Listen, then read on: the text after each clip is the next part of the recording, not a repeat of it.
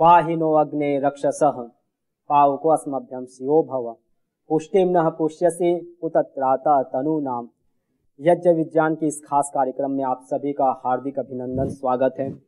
मैं स्वामी विप्रदेव और मेरे साथ इस यज्ञ के ज्ञान विज्ञान को हमें बताने वाले, सहज शब्दों में हमको समझाने वाले उपस्थित यहाँ पर पूज्य स्वामी यज्ञदेव जी। स्वामी जी नमस्ते। नमस्ते। आज हम यज्ञ के बारे में जो अलग अलग उनके पहलू हैं, जैसे योग, आयुर्वेद भारतीय संस्कृति का मूल है, वैसे ही यज्ञ भी भारतीय संस्कृति का मूल है। तो हमारे जीवन में कैसे यह आए, हमारा अभिन्न अंग कैसे बने, जैसे योग आयुर्वेद हमारे जीवन का अभिन्न अंग है, वैसे ही यज्ञ भी हमारे जीवन का अभिन्न अंग कैसे बने। और इसीलिए इसको ऋषियों ने कहा यज्ञ श्रेष्ठतमम कर्म। क्यों? क्योंकि इससे सिर्फ एक व्यक्ति विशेष का ही कल्याण नहीं होता है, जो करने वाले हैं उन्हीं का, अपितु उनके साथ साथ जो अन्य इतर मनुष्य हैं, जिनको जानते भी नहीं, जो इतर प्राणी, जो इतर जीव जगत है, उन सारे वातावरण में रहने वाले सबको इसका लाभ मिलता है। इसलिए इसको ऋषियों ने हमारे लिए अनिवार्य किया है।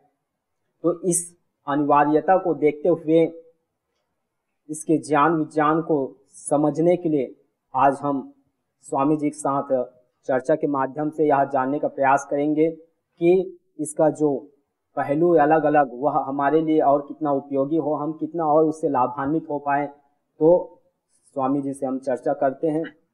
स्वामी जी, आज मैं प्रातः काल यज्ञ कर रहा था। ऐसे तो प्रतिदिन मैं यज्ञ करता हूँ, फिर भी क्योंकि जो यज्ञ करते हैं तो कहीं ना कहीं मन में प्रश्न उठता रहता है कि हम क्यों कर रहे हैं। जो कार्य करते हैं उसमें हर जगह प्रश्न उठता है। तो वैसे ही मेरे भी अंदर स्वाभाविक रूप से प्रश्न उठा कि यज्ञ करते हैं तो उसका क्या टाइम होना चाहिए, समय। और ऐसे तो सामान्य देखते हैं कि प्रातः काल करते हैं, सायं, तो इसका कोई ऐसे विधि विधान कभी मध्य में भी देखते हैं, दोपहर में। तो यज्ञ का अलग अलग हम टाइम देखते हैं। तो क्या इसका एक फिक्स टाइम है या फिर कभी भी कर सकते हैं, इच्छा जब हमारी हो तो? जी स्वामी जी, ये बहुत ही विशेष प्रश्न है और ये एक रूप से सामान्य व्यक्ति जब यज्ञ के साथ जुड़ता है तो उसको यदि हम सुबह शाम करने के लिए तो उसको पाबंदी जैसा भी लगता है। और ये समय एक बहुत ही महत्व रखता है यज्ञ के साथ जी। और शास्त्रों में अलग अलग जगह पे अलग अलग प्रकार के जो यज्ञों का विधान है, उन यज्ञों में खास करके जो एक विधान इस प्रकार का है कि हम जो संकल्प करते हैं कि इस समय हम यज्ञ करेंगे, तो हमें प्रतिदिन उसी समय पे यज्ञ करना चाहिए, उससे आगे पीछे नहीं करना चाहिए। एक तो ये विधान है। दूसरा ये भी विधान है कि जो हम यज्ञ करते हैं उसमें जैसे सामान्य रूप से सत्रों में बटे होते हैं, जैसे विशेष यज्ञ होते हैं तो पूरे अलग अलग सत्रों में बटे होते हैं। तो उनके जो सत्रों के जो टाइम है, प्रातः, मध्याह्न या सायंकालीन आदि, तो उसका जो जो टाइम हमें निश्चित या निर्धारित एक बार किया है, उसी के अनुसार या शास्त्र के द्वारा जो निर्धारित किया गया है उसी के अनुसार करना चाहिए, तो उसका पूरी तरह से हमें फल प्राप्त होगा। तीसरा एक ऐसा है जिसको हम दैनिक यज्ञ कहते हैं, अग्निहोत्र, जैसे हमने पूर्व में चर्चा की थी। तो वो दैनिक यज्ञ अग्निहोत्र है, उसका हमें शास्त्रोक्त जो विधान मिलता है वो है प्रातः काल और सायंकाल, जो संध्या काल का समय होता है, सूर्योदय और सूर्यास्त का समय खास करके विशेष रूप से उस समय किया जाता है। और उसके पीछे खाली ऐसे ही कहावत मात्र नहीं, उसके पीछे बहुत सारे वैज्ञानिक तथ्य और कारण भी जुड़े हुए हैं।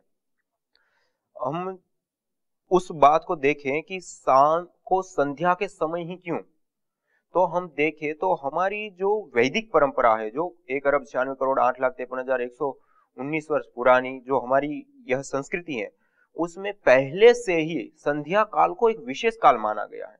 और संध्या काल में हर प्रकार के कार्यों का त्याग करके परमात्मा की, प्रभु की उपासना, ध्यान, संध्या और देवताओं का पूजन अर्चन आदि का विशेष विधान है।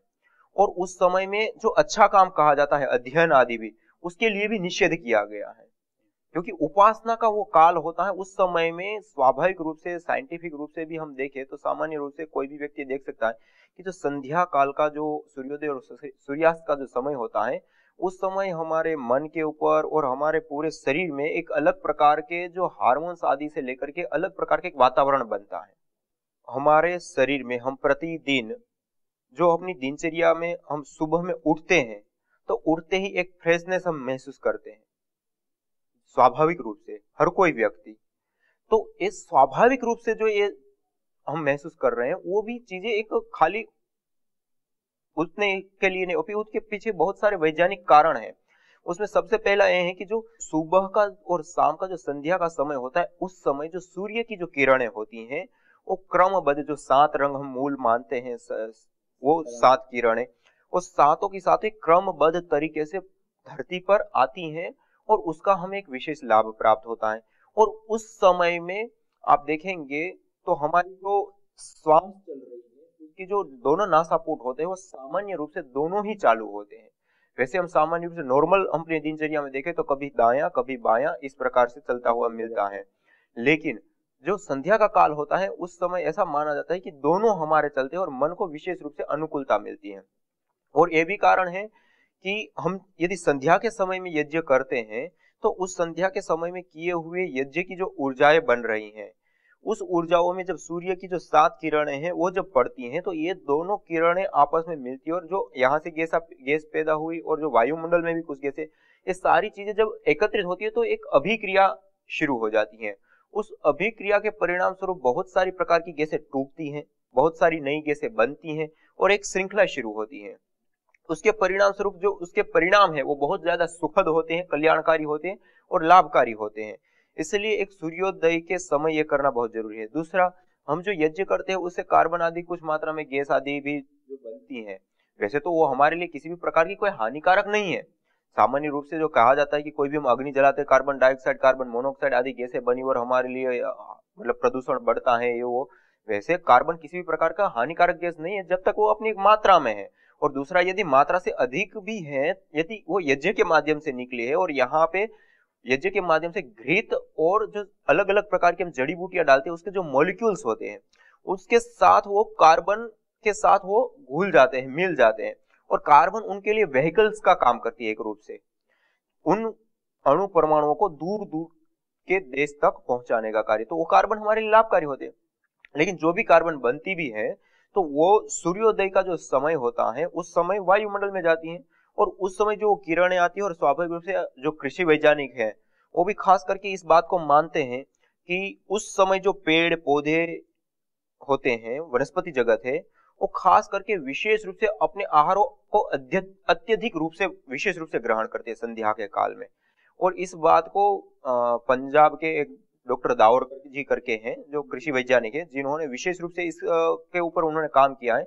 उनका भी ये कहना था कि संध्या के समय में जो पेड़ पौधे हैं वो अत्यधिक मात्रा में अपने आहार अर्थात कार्बन आदि को ग्रहण करते हैं। तो उस समय यदि हम यज्ञ आदि करते हैं तो उससे जो भी ऐसी गैसें पैदा हुई, तो उसको बहुत शीघ्रता से वो पेड़ पौधे आदि उसको ग्रहण कर लेते हैं, तो वायुमंडल में उसकी मात्रा अधिक नहीं होती है और जो मेंटेन होनी चाहिए उतनी ही रह जाती है। एक तो ये लाभ है। दूसरा, हमारे तन मन के ऊपर उसका बहुत ज्यादा गहरा असर पड़ता है। जैसे हम संध्या आदि का, जैसे मैंने पहले भी बताया कि हमारे ऋषियों ने उपासना का काल संध्या को ही क्यों माना विशेष। कोई भी काल में करा सकते थे संध्या, कभी भी हम ध्यान कर सकते, कभी भी वो कुछ भी कर, लेकिन आप एक शास्त्र, 2 शास्त्र, 4 शास्त्र नहीं, आप सब जगह पे इस चीज को देखेंगे कि सुबह और शाम दोनों समय जो संध्या का काल है, उसी समय विशेष रूप से परमात्मा की उपासना, ध्यान, वंदन, अर्चन, पूजा पाठ आदि से लेकर के सारी चीजें जो इस प्रकार के जो धार्मिक और जो ये कार्य हैं, उसको उस संध्या के काल में ही करने के लिए क्यों हमारे शास्त्रों ने विधान किया, क्योंकि उसके पीछे हमारे मन से जुड़ी हुई कुछ ऐसी बातें हैं, हमारे तन और इस प्रकृति, पर्यावरण और सूर्योदय सूर्यास्त आदि से संबंधित जुड़ी हुई कुछ ऐसी बातें हैं जो हमारे तन, हमारे मन, हमारे पर्यावरण, इन सब के ऊपर उसका इफेक्ट आता है। इसलिए यदि हम सूर्योदय और सूर्यास्त के समय सुबह में हम यज्ञ करते हैं तो उसका एक अलग ही हमें लाभ प्राप्त होगा। वैसे भी आप कोई भी समय करेंगे तो उसके भी अपने लाभ है, लेकिन यदि हम समय की पाबंदी के अंदर रह करके हम करते हैं तो उसका अद्वितीय विशेष लाभ मिलेगा, निश्चित। आपने यह मध्य में अभी एक प्रश्न उठता है वहां पर कि मन की शांति मिलती है, हम यज्ञ करते हैं तो मन प्रसन्न होता है, तो कहीं ना कहीं इसको आध्यात्म से हम जोड़ सकते हैं कि यज्ञ से आध्यात्मिक लाभ मिलता है। जी स्वामी जी, इसमें तो ऐसा है, देखिए यज्ञ को इष्ट काम दुख कहा, और अपने शास्त्रों में भी जैसे उत्तृष्टि यज्ञ से लेकर के गोमेघ यज्ञ से लेकर के अश्वमेघ पर्यंत अग्निष्टोम आदि सारे अलग अलग यज्ञों का विधान है। लेकिन ये सारे जो यज्ञ है वो क्यों किए जाते हैं? इष्ट कामना की पूर्ति के लिए, और इष्ट काम दुख उसको कहा है, अर्थात जिस कामना से युक्त होकर के हम यज्ञ करेंगे वो हमें प्राप्त होगा। अब हम भौतिक कामनाएं करेंगे तो वो प्राप्त होगी, आध्यात्मिक या आत्मिक कामनाएं करेंगे तो वो हमें प्राप्त होंगी। और यज्ञ एक शक्ति की उपासना है। यज्ञ में जो अग्नि है वो भी एक बहुत बड़ी और विशाल शक्ति है, उसके ऊपर भी आगे प्रकाश डालेंगे। इसी प्रकार जो मंत्र हम उच्चारण करते हैं वो भी एक बहुत बड़ी शक्ति है। तो इस प्रकार से यज्ञ एक शक्ति की उपासना है, और यज्ञ को जब हम करते हैं तो उससे सात्विक ऊर्जाएं, सात्विक एनर्जी वायुमंडल में बढ़ जाती है, और वो जो सात्विक एनर्जी, सात्विक ऊर्जा है वो वायुमंडल में बढ़ने के कारण हम जिस उस वायु में फिर रहते हैं, उस घर में हम रहते हैं, तो वो हमको भी प्रभावित, कहते हैं ना जैसा खाए अन्न वैसा होए मन। तो हम जैसे अन्न खाते हैं वैसा ही हमारा मन होता है। तो जैसे मैंने कल भी इसके ऊपर प्रकाश डाला था कि हमारा सबसे बड़ा जो आहार है वो है वायु, उसके बाद है अन्न आदि। तो हम जैसा खाए अन्न वैसा खाएं, तो हम वायु रूपी आहार सर्वाधिक लेते हैं, और हम यज्ञ करके इस वायु रूपी आहार को अत्यंत सात्विक बनाते हैं। सात्विक ही नहीं, अत्यंत सात्विक बनाते हैं, ऊर्जावान बना देते, एनर्जी से युक्त बना देते। और उसमें जब हम बैठते हैं, उठते हैं, रहते हैं, खाना आदि पकाते हैं और भोजन आदि उस वातावरण में करते हैं, या फिर उसमें श्वास लेते हैं, रहते हैं, तो वो जो वायुमंडल है वो हमारे तन, हमारे मन, हमारे चित्त, हमारी वृत्तियां, इन सब को प्रभावित करता है, सब में सात्विकता का संचार कर देता है। और ये जो सात्विकता है वो जैसे जैसे हमारे तन, मन और बुद्धि में सात्विकताएं बढ़ती हैं, तो जैसे श्रीमद् भगवत गीता में कहा है, ऊर्ध्वम गच्छन्ति सत्वस्था, मध्ये तिष्ठन्ति राजसा, जघन्य गुणवतिस्था, अधो गच्छन्ति तावता, तुरंत वो व्यक्ति ऊपर उठता है, ऊर्ध्वम गच्छन्ति सत्वस्था, वो ऊपर की ओर उठता है, अर्थात अच्छा सुख, शांति, समृद्धि, अच्छी सोच, अच्छे विचार, अच्छे गुण, अच्छे स्वभाव, अच्छी भावनाएं, जो भी अच्छाइयां हैं वो उनके जीवन में बढ़ने लग जाती है। तो इसलिए सत्व को बढ़ाता है, और सत्व बढ़ता है तो उसके कारण सारी चीजें आगे आगे बढ़ने लगती है।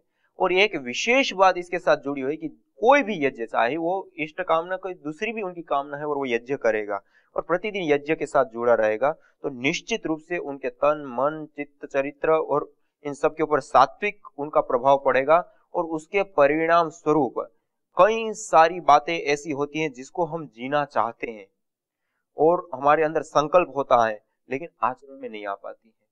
लेकिन वो व्यक्ति यदि प्रतिदिन संकल्प पूर्वक यदि यज्ञ करता है तो वो शक्ति को हासिल कर लेता है, या उस शक्ति को धारण कर लेता है, ऐसी शक्ति को वो प्राप्त कर लेता है कि जैसा वो जानता है वैसा का वैसा उसका आचरण हो जाता है, वैसा का वैसा उनका जीवन होने लग जाता है, अर्थात जो उनके संकल्प है उसकी पूर्ति होने लगती है। ऐसी शक्ति भी उससे माध्यम से मिलती है।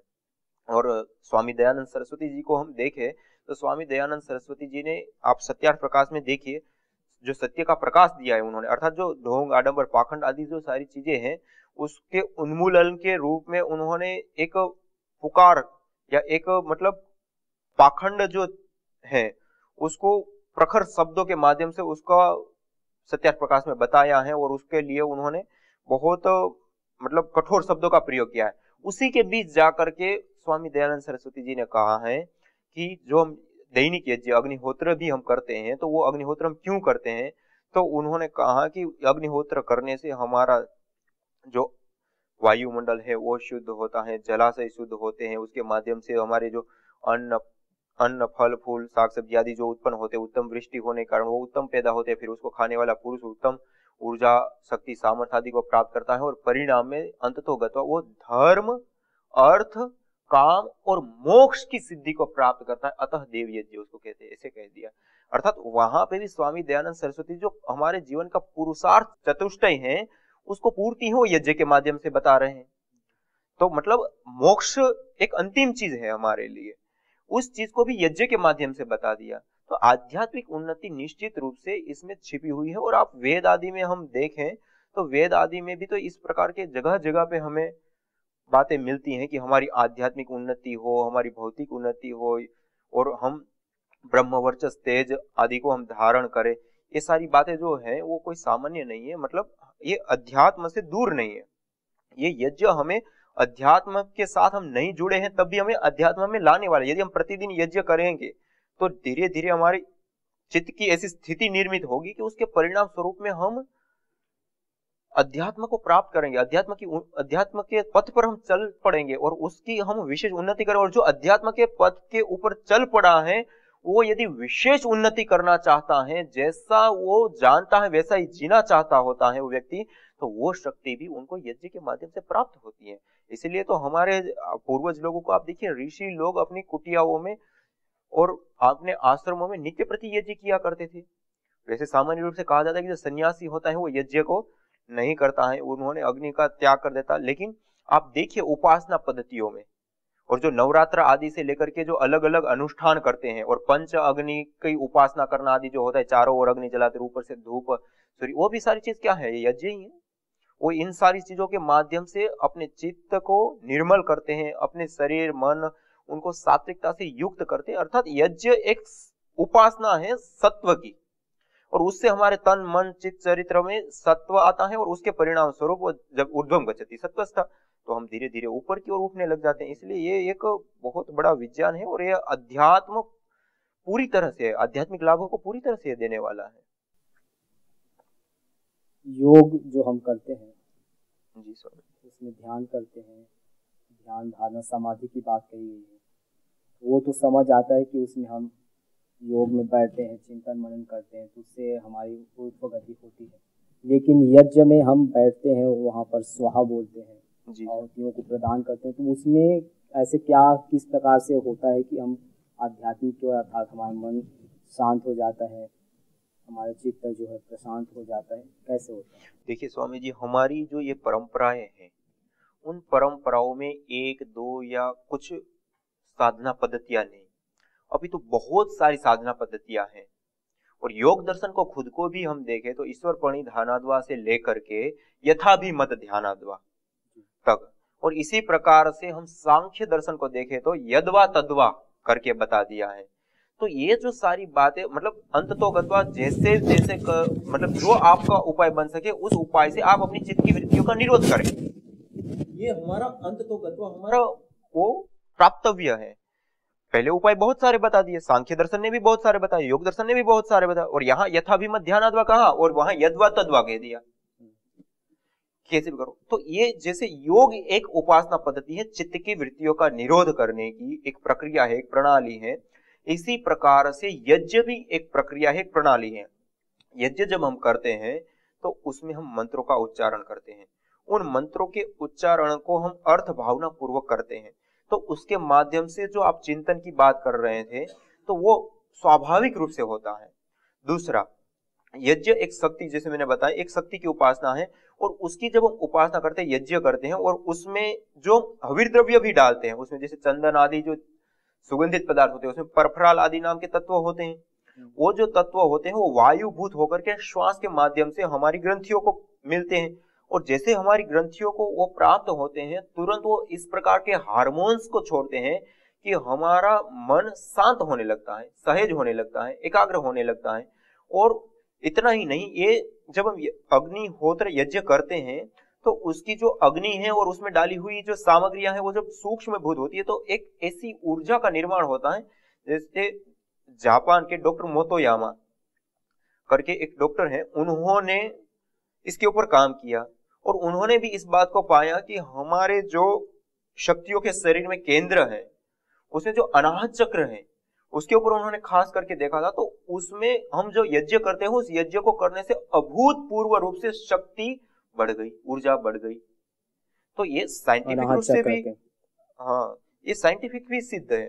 और इसी प्रकार से हम जो कोई भी कर ले, हम जो द्रव्य यज्ञ करते हैं, खाली गायत्री मंत्र को लेकर के वो प्रतिदिन 1000 आहुति दे सुबह और शाम, तो आप खुद वो व्यक्ति महसूस करता है।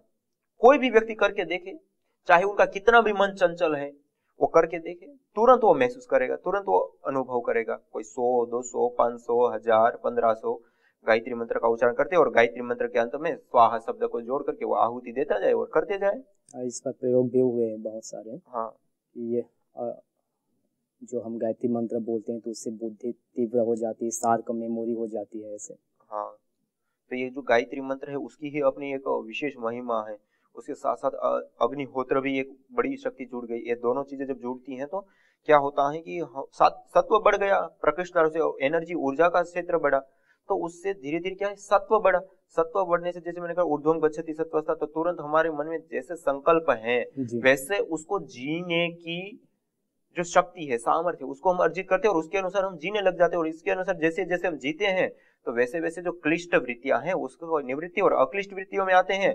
और जैसे जैसे अक्लिष्ट वृत्तियों में हम स्थित हो जाते हैं, फिर उसके बाद अक्लिष्ट दूर होकर के हम निरुद्ध अवस्था में जाते हैं। मतलब योग की जो प्रक्रिया है उसी प्रक्रिया को हम यहाँ पे संपन्न करते हैं। वहां पे हम योग में जो है प्राणायाम आदि जो अलग अलग क्रियाएं हैं, उन क्रियाओं के माध्यम से मन को सहज, शांत, एकाग्र करके और उसकी वृत्तियों का निरोध करते हैं। और यहाँ पे चैंटिंग, मंत्रों का उच्चारण आदि से लेकर उसकी अर्थ भावना और उसके साथ साथ जो शक्ति, अग्नि और ऊर्जा है, उसकी उपासना करते हुए हम इनको सिद्ध करते हैं। आपने अभी बात कही कि केवल गायत्री मंत्र से, तो जिनको जैसे मंत्र याद नहीं हो पाते हैं, पूरे तो नहीं कर सकते, कई टाइम भी नहीं दे सकते, तो क्या ऐसे इसमें कोई माध्यम है कि हम केवल गायत्री मंत्र या जो भी मंत्र याद है उससे यज्ञ कर पाए? जी जी स्वामी जी, अवश्य। हमारी जो पद्धतियां, प्रणालियां हैं, उसमें पूरी एक विधि है, एक प्रक्रिया है, एक प्रणाली है कि इस समय में इस मंत्रों का उच्चारण करना और इस प्रकार से इस मंत्र को पढ़ करके इस क्रिया को करना, ये सारी चीजें हैं।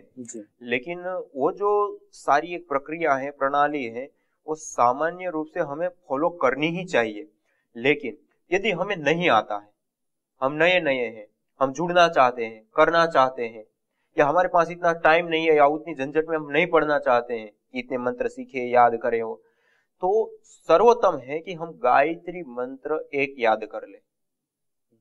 बड़ा सरल है, ओम भूर्भुवः स्वः तत्सवितुर्वरेण्यं भर्गो देवस्य धीमहि धियो यो नः प्रचोदयात्, और उसके अंतिम में स्वाहा शब्द को हम जोड़ दें और स्वाहा के साथ हम आहुति देते जाएं और यज्ञ करते जाएं। आराम से हम गायत्री मंत्र से इस यज्ञ को हम संपन्न कर सकते हैं और इसका भी हमें 100% पूरा का पूरा हमें लाभ प्राप्त होगा। पहले हम आचमन आदि करें, क्योंकि आचमन, अंग स्पर्श आदि करने से हमारी जो भावनाएं होती हैं वो पवित्र भावनाएं उजागर होती है, हमारा तन और मन और हमारी जो इंद्रियां है वो शांत होती है। और उसके बाद हम कोई भी अनुष्ठान में प्रवृत्त होते हैं तो उसका एक विशेष प्रभाव होता है।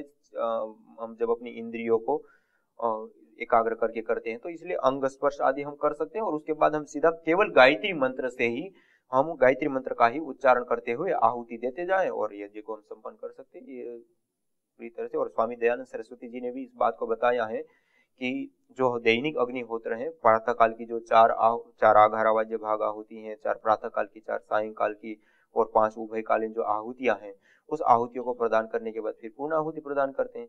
और यदि अधिक करने की इच्छा किसी की है तो जितना सामर्थ्य, समय, शक्ति है, उसके आधार पर वो गायत्री मंत्र से गायत्री मंत्र का उच्चारण करता जाए और अंतिम में स्वाहा शब्द का प्रयोग करके वो यज्ञ करता जाए। तो वो शास्त्र सम्मत भी है और स्वामी दयानंद जी ने ही ये यज्ञ की विधि भी हमें प्रदान की। लाभ उतना ही मिलेगा। और जी स्वामी जी, लाभ तो उसमें कोई कमी नहीं रहेगी जी। बस हमारी श्रद्धा, हमारी निष्ठा और जो हम हवीर द्रव्य रखते हैं वो हवीर द्रव्य हमारे सही हो, सही टाइम पे हो।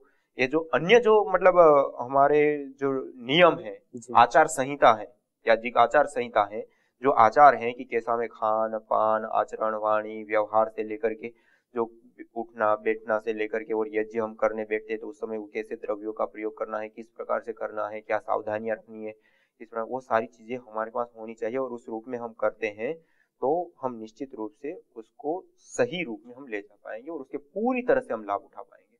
तो इस परस्पर चर्चा के माध्यम से हमने यह जाना कि यज्ञ के माध्यम से हम अपने तन के साथ साथ मन को भी शुद्ध बना सकते हैं, शांत बना सकते हैं। जिनको यज्ञ करना नहीं आता तो अभी पूज्य स्वामी जी ने बताया कि केवल वह गायत्री मंत्र से अपना यज्ञ कर सकता है, और जैसे हम विधि विधान से करते हैं वैसे ही आप केवल गायत्री मंत्र से कर कर जो लाभ सारे मंत्रों के उच्चारण में है, उनके साथ आहुति देने में, वही लाभ केवल गायत्री मंत्र से जब आहुति प्रदान करते हैं। और उसके साथ साथ जैसे बोले स्वामी जी की श्रद्धा हो, निष्ठा हो, भाव हो कि हमको अपना जीवन को अच्छा बनाना है, तो उसका और अच्छा से प्रभाव पड़ता है। और इस पर कार्य भी हुए हैं, इस पर रिसर्च भी हुई है कि जब हम गायत्री मंत्र बोलते हैं, केवल उसका उच्चारण मात्र करते हैं, तो उससे हमारी बुद्धि अनंत गुना बढ़ जाती है। तो ये बहुत ही जो यज्ञ है, ये तो हम हवन सामग्री भी डालते हैं तो उसमें तो और उसका जो प्रभाव है वो तो कई गुना बढ़ जाता है। तो हम यज्ञ को अपनाएं। जैसे स्वामी जी ने कहा कि यज्ञ प्रत्येक व्यक्ति के लिए अनिवार्य है। क्यों? क्योंकि हम निरंतर श्वास ले रहे हैं, और आज के इस परिवेश में चारों ओर सबसे अधिक यदि कोई प्रदूषित है तो वो वायु है, और उस वायु को जब तक हम शुद्ध नहीं करेंगे तब तक हम शुद्ध नहीं हो सकते, तब तक हम आरोग्य नैरोग्य को प्रदान नहीं कर सकते। तो इसलिए प्रत्येक व्यक्ति को यह यज्ञ से जुड़ना चाहिए और अपना जो जीवन है उसको निरामय बनाना चाहिए। तो पूज्य स्वामी जी का धन्यवाद, इन्होंने हमको बहुत ही सहज शब्दों में अपनी वाणी से हमको बताए इस यज्ञ के विषय में। पुनः हम नवीन चर्चाओं को इस यज्ञ संबंधी चर्चाओं को लेकर उपस्थित होंगे। तब तक के लिए सभी को नमस्ते।